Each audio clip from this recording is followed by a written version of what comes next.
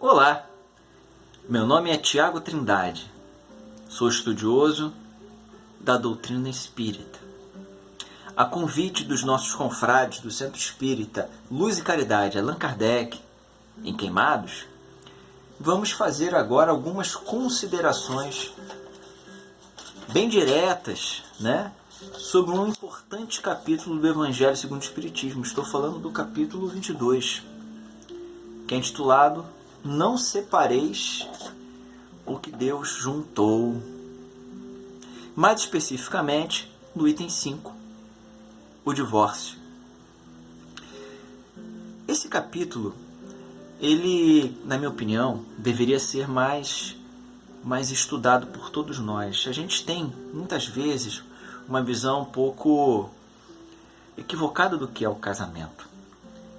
Em pleno século XXI, as pessoas casam por moda, casam por aventura, casam por querer sair da casa dos pais e assumir uma pretensa liberdade. Casamento é muito mais do que isso. Casamento é um compromisso de almas. E eu não estou falando compromisso de gêneros, homem, mulher, macho, fêmea, de almas. Uma coisa extremamente sublime, delicada. E hoje, nos dias atuais, temos um grande índice de divórcios. Também nós temos um grande percentual de violência doméstica, onde uma das partes agride a outra e os ensinamentos de Jesus, não separeis o que Deus juntou, ele é deturpado por alguma razão que não o benefício dos espíritos envolvidos. Eu quero dizer exatamente o seguinte: tem gente que deturpa os ensinamentos de Jesus, que provém de Deus, para uma relação de poder ser estabelecida e perpetuada. Forma dura da gente falar isso, não é? Mas no movimento espírita, na minha opinião, falta muita objetividade. Se floreia muito. E essa floreada pode levar as pessoas a uma compreensão incorreta. E nós temos aí. Mas na doutrina eletrônica neopentecostal, um determinado líder fala que Deus proíbe o divórcio. A gente fala dos outros, mas mesmo dentro do movimento espírita, nós encontramos pessoas que falam que não pode separar. Um casal, uma dupla, dois espíritos.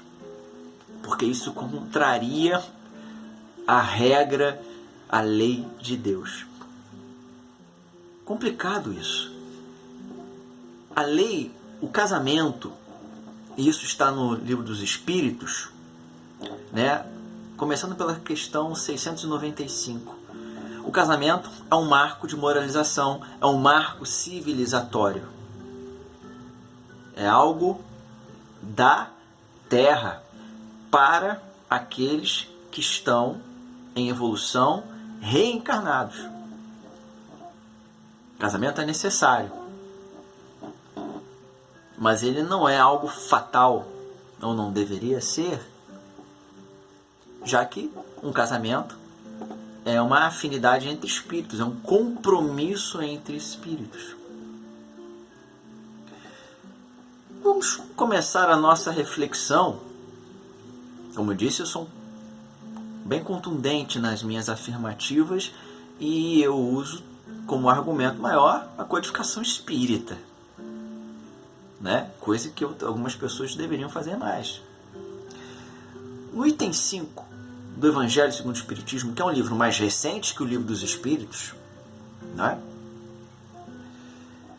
a gente vai encontrar a informação que o divórcio, como o casamento, é uma lei humana que tem por objetivo separar fisicamente aquilo que já está separado em termos de sintonia.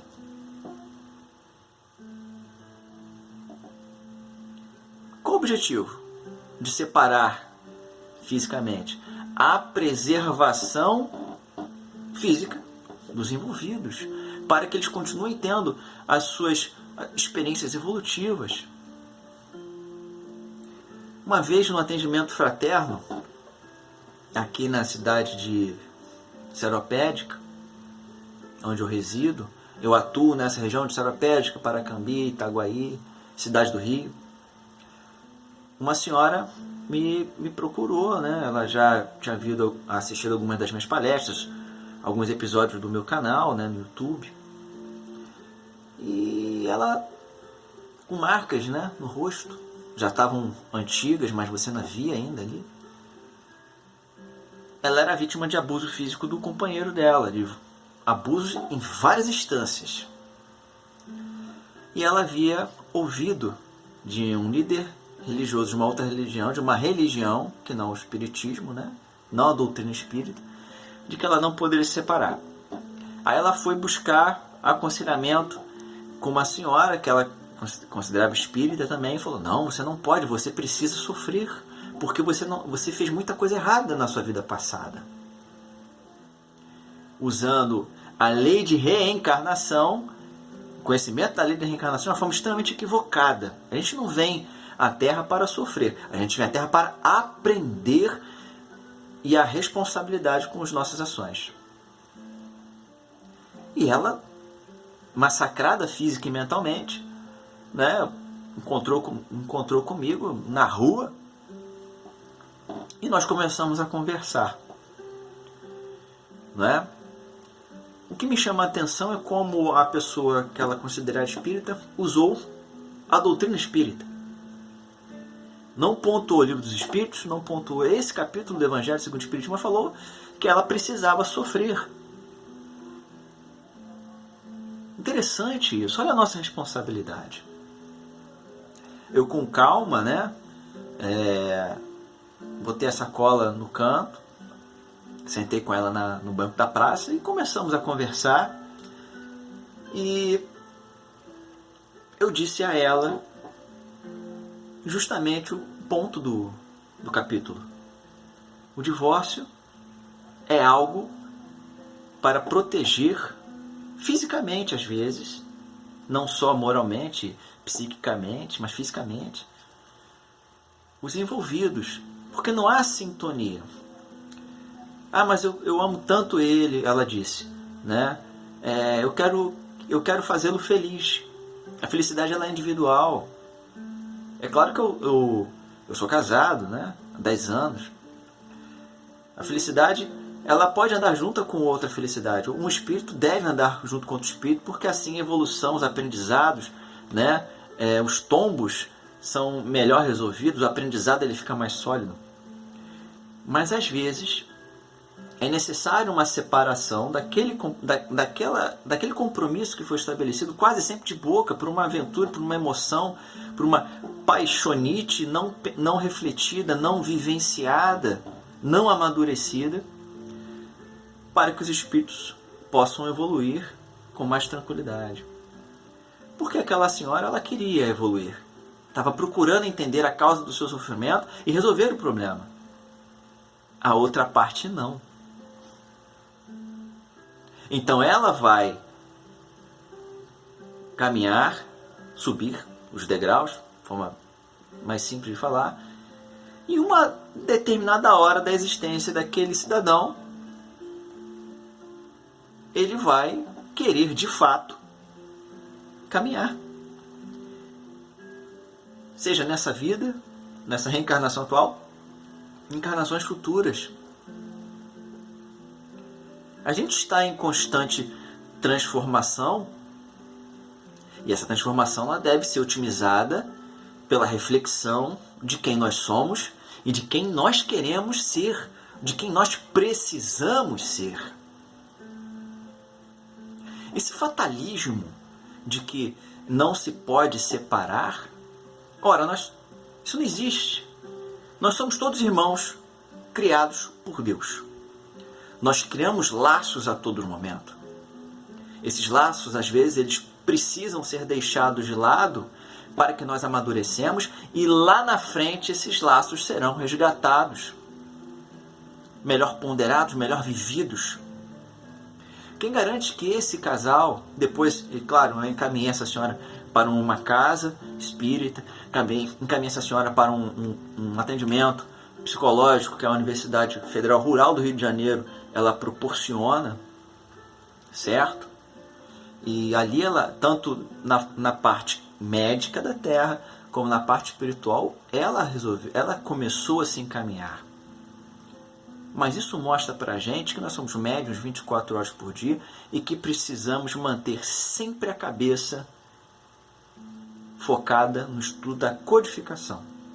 A gente não sabe quando vai ser chamado para o trabalho, sabe? E aquela senhora fez um longo trabalho de alguns anos, eu acho, 2 ou 3 anos.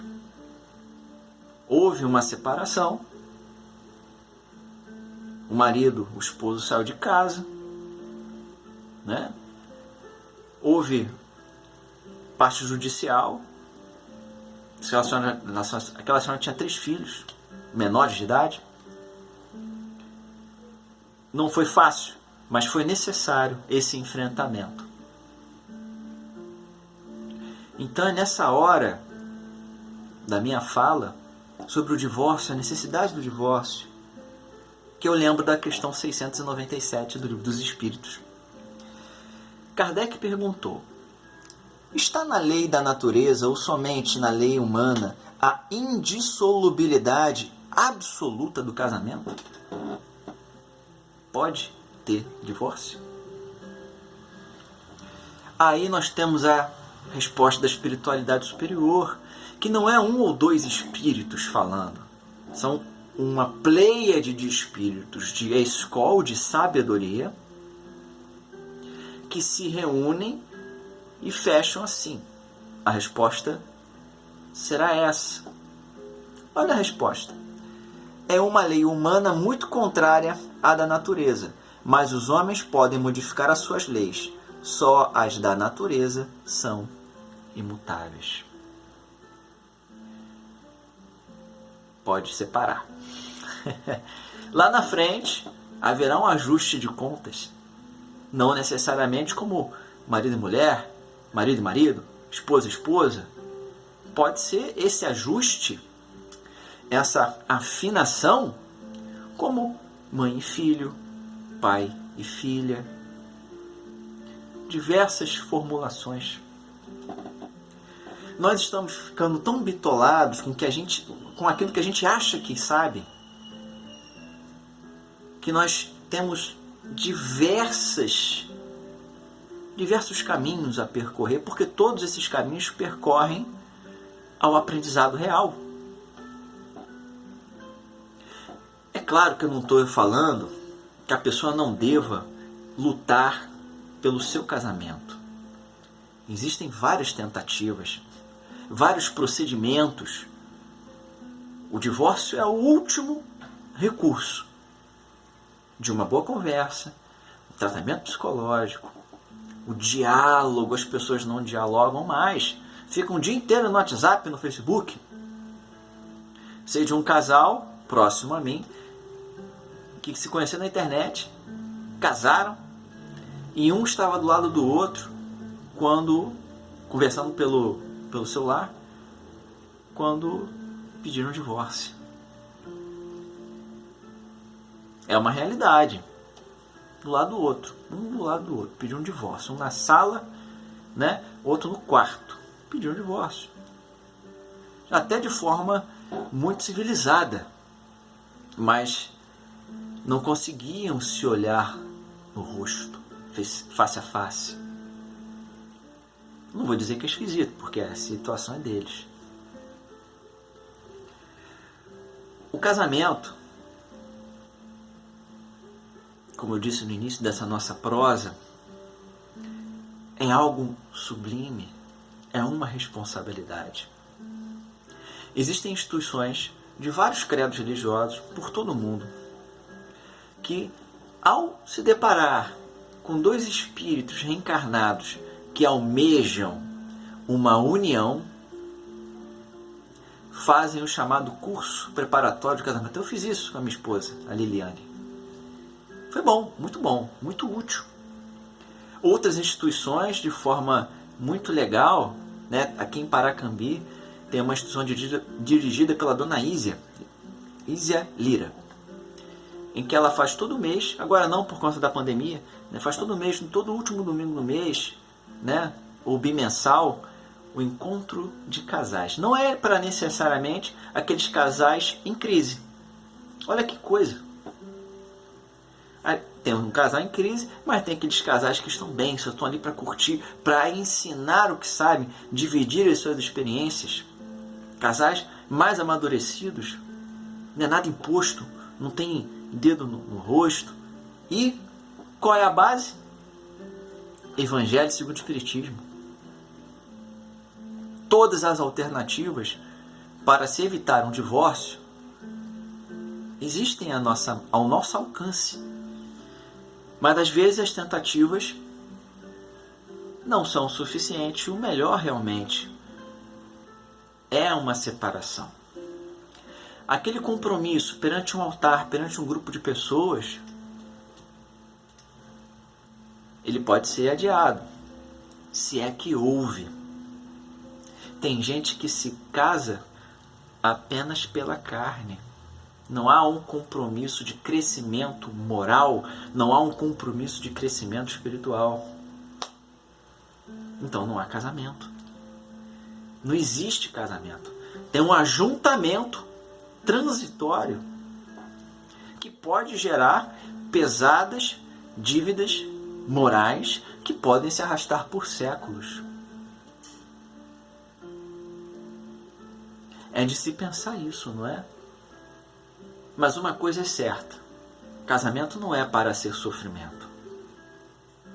Não é para ser chicote nas costas. Casamento é entendimento de espíritos. Não existe essa prosa furada de os opostos se atraem. Os opostos se distraem. Você só pode se realmente ligar com quem vibra como você. Se você vibra A, você não pode atrair alguém que vibre B. Então, essa nossa atualíssima reflexão num país continental como o Brasil, um dos campeões no índice de divórcios e de violência doméstica. Olha só que coisa interessante. O Brasil é um dos campeões de divórcios e é um dos campeões de violência doméstica. Quase sempre esses divórcios, essa violência doméstica, envolve pessoas que possuem religião, compromisso formal com Deus. Interessante isso. Essa minha abordagem ela é bem direta, para justamente levar você que está assistindo a uma reflexão, a uma provocação mental, bem como o Kardec nos estimulava, e Leon Denis, na base do desafio. Isso quer dizer que eu nunca errei? Eu? Não. Eu já tive meus relacionamentos anteriores. Não pretendo ter relacionamentos futuros nessa encarnação, além da minha Liliane, da minha companheira Liliane. Eu tento aprender com as minhas ações e até mesmo com as ações dos outros por observação, reflexão. É assim que nós devemos ser. O trabalho que a dona Ísia faz em Paracambi ele é fantástico, porque as pessoas estão em pé de igualdade, trocando as suas experiências. Ela não é a única que faz isso, mas é que eu conheço que faz isso há mais de 30 anos. Nem todos os casamentos foram salvos com esse trabalho dela. nem todos, mas muitos casamentos saíram fortalecidos. Um exemplo, pautado aqui, ó, o Evangelho segundo o Espiritismo, Livro dos Espíritos, a moral do Cristo. Cristo, Jesus, quando ele fala, não se separa aquilo que Deus juntou, ele falou isso há mais de 2000 anos atrás, numa cultura pobre de vocabulário, com espíritos ainda muito endurecidos, com espíritos muito aferroados à lei mosaica, aquela da primeira revelação, trazida por Moisés, aquela lei de talião, do olho por olho, dente por dente, e sobretudo uma lei que hoje a gente poderia chamar de machista, patriarcal e não igualitário. Jesus, e eu sempre falo isso, ele foi o primeiro feminista, ele empoderava as mulheres, colocava as mulheres ao lado dos homens em responsabilidades, como Maria de Magdala, Maria, sua mãe. Podemos incluir aí as irmãs de Betânia, Marta e Maria, e tantas outras que a história não registrou, mas que caminharam com ele lá nas poeirentas estradas da Palestina. Então, ele se vale de parábolas, ele se vale dessas palavras, não separeis o que Deus juntou, por conta do propósito, da vibração daqueles envolvidos ali. Hoje, nós entendemos o casamento dessa forma. E a curiosidade de um professor, cujo pseudônimo era Allan Kardec, nos leva a importantes questões que começaram lá no Livro dos Espíritos, na questão 695 até 699, onde temos a consideração do celibato. Vamos nos apegar mais, filosoficamente falando, a essas obras que eu venho citando aqui. Mas alguém pode me dizer assim, mas são as únicas referências que nós podemos ter? Não existe nenhum romance espírita que fale sobre? Quando a gente tem romances espíritas, e eu já escrevi alguns romances espíritas, cuja renda, que me compete, vai toda para a caridade. A gente tem a opinião, a fala de um espírito só. Ele tem o seu mentor, tem as suas responsabilidades, sim.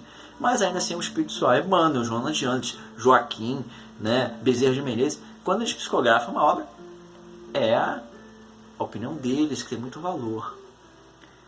E devem ser estudados. Muita gente conhece a doutrina espírita pelos romances. Claro e ótimo. Fantástico isso. Mas quando a gente fala em codificação, a gente fala num grupo de algumas dezenas de espíritos que tem que convergir para um ponto. Até pelo que Kardec estabelece como controle universal do ensino dos espíritos, onde vários espíritos, vários médios, falam a mesma coisa ou falam algo parecido. E talvez isso não aconteça mais no movimento espírita brasileiro. E aí a gente tem mais achismo do que realmente análise, reflexão, ciência espírita, filosofia espírita. E temos problemas como esse, do divórcio, onde falta a maturidade, a reflexão para o enfrentamento do problema de forma aceitável e as medidas serem adotadas como devem ser adotadas. Bom, eu vou pegar uma frase aqui do ponto 5 do divórcio do Evangelho. Vamos lá. Mas em nenhum momento Jesus consagrou a indissolubilidade absoluta do casamento. Não disse ele: foi por causa da dureza dos vossos corações que Moisés permitiu despedisseis vossas mulheres. A cultura judaica, lá 2000 anos atrás, preconizava o divórcio em algumas situações, tá? Partindo da mulher. E olha que era uma cultura extremamente machista, patriarcal. Jesus, ele reforça isso, né? Reforça isso de forma libertária. Ele não oprime, pelo contrário. Isso significa que já ao tempo de Moisés, não sendo a afeição mútua a única determinante do casamento, a separação podia tornar-se necessária para evitar que novos débitos morais surgissem. Nós não falamos sobre isso? E acrescenta ainda. No princípio não foi assim. Isto é, na origem da humanidade, quando os homens ainda não estavam pervertidos pelo egoísmo, eu quero tudo, e pelo orgulho, eu sou perfeito, e viviam segundo a lei de Deus, as uniões derivando da simpatia, sintonia, vibração, e não da vaidade. A minha mulher, ela é perfeita.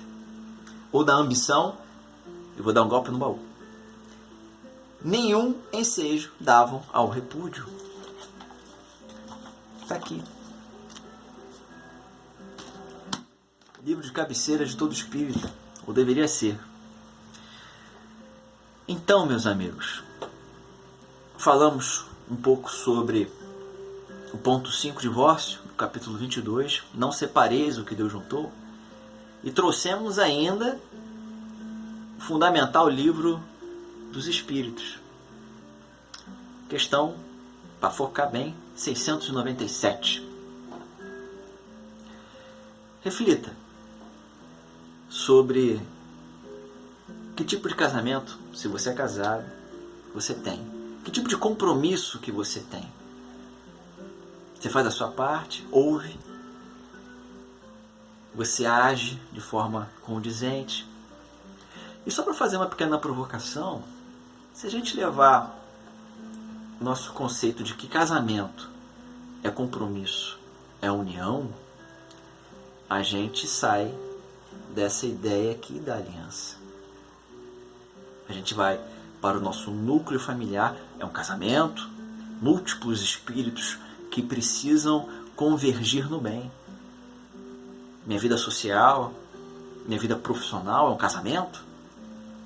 Eu tenho que convergir com pessoas diferentes para o bem, fazer a minha parte, ser solidário, ser paciente, perdoar, entender as limitações do outro, mesmo que o outro não entenda as minhas limitações.